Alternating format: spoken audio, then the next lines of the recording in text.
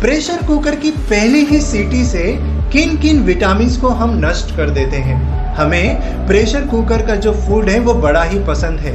बड़ी ही अनफॉर्चुनेट बात है कि हम भारतीयों के किचन में जो ज़्यादातर खाने का जजमेंट लिया जाता है वो इस बेस पे लिया जाता है कि खाने को बनाने के वक्त में प्रेशर कुकर से कितना सीटी आ रहा है, ना कि उस खाने से हमारे शरीर को कितने पोषक के तत्व मिलेंगे।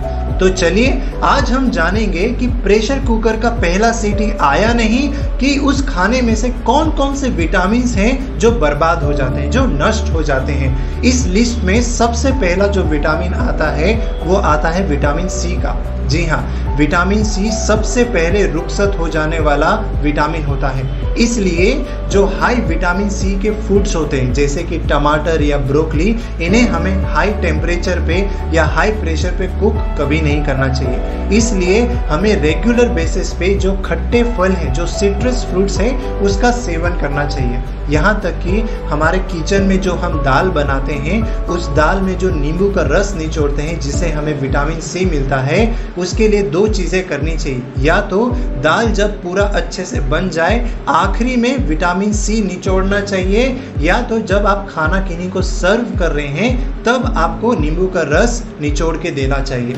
दूसरा विटामिन की अगर मैं बात करूं तो वो होता है विटामिन B9।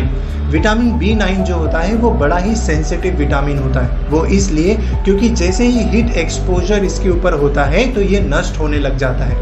इसलिए ज़्यादातर जो फलियां हैं या जो दालें हैं या जो लेंटिल्स हैं जिनमें बहुत ज़्यादा मात्रा में फोलेट्स या विटामिन 9 देखने में आता है, वो हाई टेम्परेचर पे एक्सपोज होते हैं और तुरंत ही नष्ट हो जाते हैं। और इस बात का कोई डाउट नहीं है कि क्यों हमारे साथ में ऐसी परिस्थिति है कि 10 में से 7 भारतीय ऐसे हैं जिनमें विटामिन B9 की कमी उनके शरीर में आ रही है। इसलिए डेली बेसिस पे हमें ज़्यादातर नट्स और स्प्राउट्स का सेवन करना चाहिए। तीसरे विटामिन की अगर मैं बात करूं जो प्रेशर कुकर की पहली ही सीटी से नष्ट हो जाते हैं वो होता है विटामिन B12 का विटामिन। और ये जो विटामिन है ये बड़ा ही इंटरेस्टिंग विटामिन है।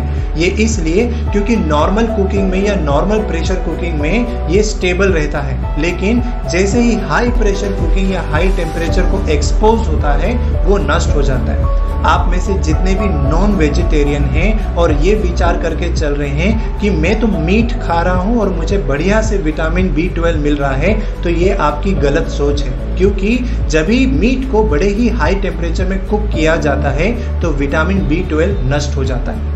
चौथे विटामिन या फैट की मैं बात करूं जो हमारे शरीर की बड़ी ही ज़रूरत है वो होता है ओमेगा 3 का फैटी एसिड।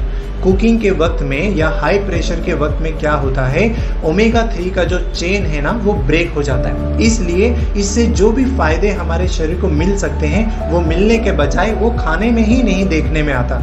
आप में से जितने भी लोग हैं जो फ्राइड फिश बड़े ही चटकारे लेके खाते हैं, मैं आपको बताना चाहूँगा कि 85% जो ओमेगा 3 है उसमें से नष्ट हो जाते हैं जब हाई प्रेशर कुकिंग में उसे डाला जाता है। यहाँ तक कि जो घी भी यूज़ करने में आते हैं पकाने के वक्त में, उस वक्त में भी ओमेगा 3 उसमें से निकल जाता है। इसलिए सही सेहत की कोट पे आपके ऊपर में मुकदमा ना चले, अपने प्रेशर कुकिंग वाले फूड्स को कम करिए और सही सेहत के तरफ में आगे बढ़िए। Thank you.